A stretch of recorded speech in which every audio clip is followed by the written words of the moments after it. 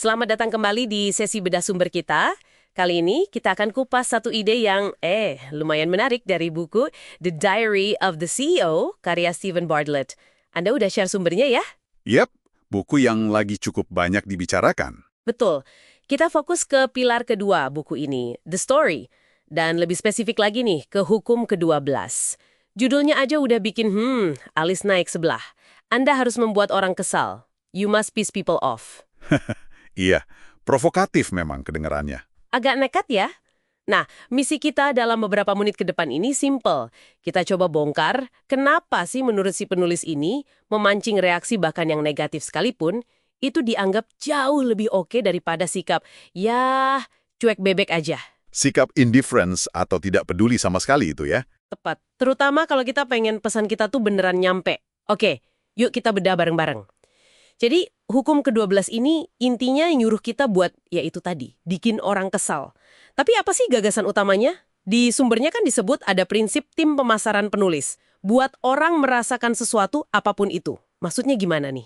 Ya, jadi gini loh, meski judulnya gitu, yang menarik di sini tuh, ini bukan soal sengaja cari gara-gara atau jadi annoying gitu tanpa alasan. Bukan dari troll ya? Hahaha, bukan. Ini lebih ke strategi. Strategi buat melawan musuh paling bahaya dalam komunikasi. Yaitu tadi, sikap acuh tak acuh, ketidakpedulian total.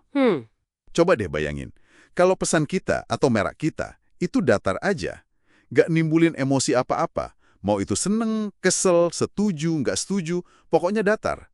Nah, risikonya kita jadi kayak wallpaper. Wallpaper. Maksudnya? Iya, kayak hiasan dinding aja, ada, tapi yang nggak ada yang benar-benar lihat atau perhatikan. Lewat gitu aja. Oke. Jadi sikap tidak peduli itu yang justru paling dihindari ya. Kenapa sih sikap acuh tak acuh ini dianggap ya kayak kiamat kecil lah dalam konteks pemasaran atau komunikasi menurut buku ini? Karena gini, sikap acuh tak acuh itu gampangnya adalah tiket satu arah ke namanya habituasi. Istilahnya mungkin agak keren, tapi intinya simple kok.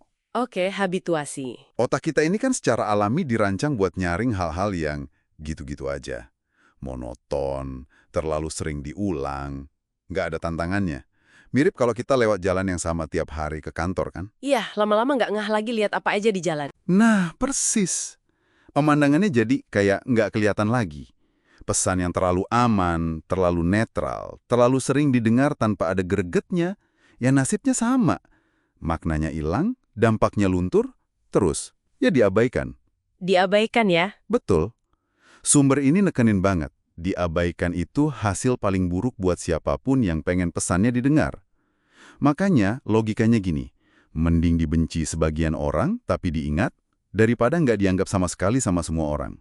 Kan setidaknya ada yang notice. Oke. Ini bagian yang menarik sekaligus agak bikin mikir nih.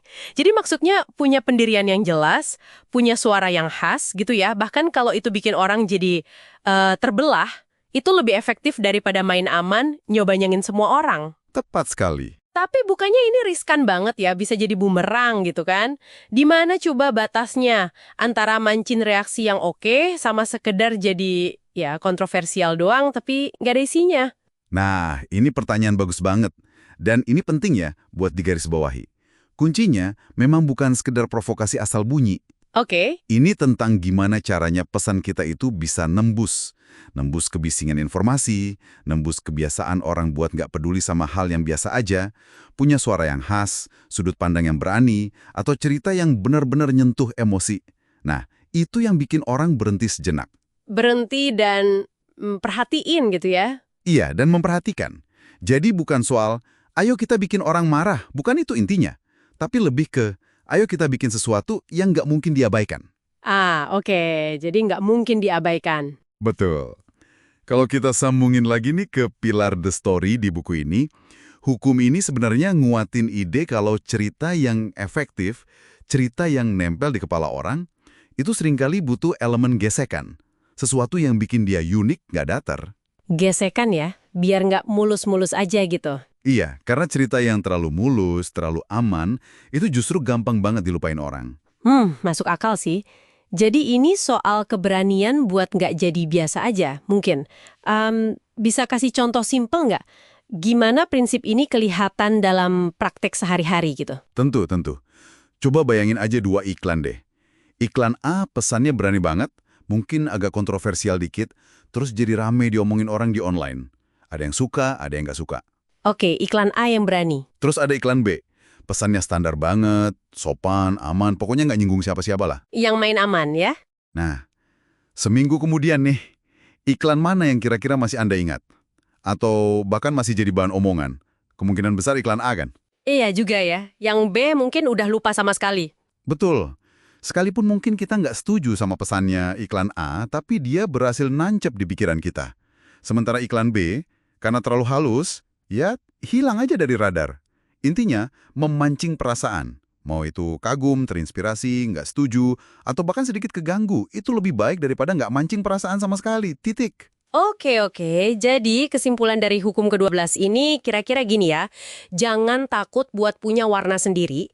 Hindari jadi terlalu datar, terlalu gampang ditebak, sampai-sampai pesan kita jadi nggak kelihatan. Transparan gitu ya, nggak kelihatan. Ya, berani ambil sikap atau sampaikan cerita dengan cara yang bisa mancing respons emosional. Biar nggak tenggelam aja gitu di lautan informasi. Intinya, jangan takut bikin orang merasakan sesuatu terhadap apa yang kita sampaikan. Tepat sekali. Dan ini, nah mungkin bisa jadi bahan renungan menarik juga buat Anda yang dengerin. Coba deh, lihat cara Anda berkomunikasi, mau itu personal atau profesional. Ada nggak area di mana Anda mungkin cenderung main terlalu aman? Saking amannya, nih sampai-sampai suara Anda jadi kurang kedengeran jelas, kurang menggigit gitu. Kurang nendang ya. Betul. Pertanyaannya, apakah ada risiko yang sepadan buat diambil demi bikin dampak yang lebih gede? Meskipun itu artinya, ya mungkin bakal ada beberapa orang yang ngerasa terusik sama pendirian atau gaya Anda. Wow, pertanyaan yang dalam tuh buat direnungkan. Oke deh, terima kasih banyak sudah menyimak sesi kupas tuntas kita kali ini. Semoga ada percikan wawasan baru yang bisa Anda bawa pulang ya.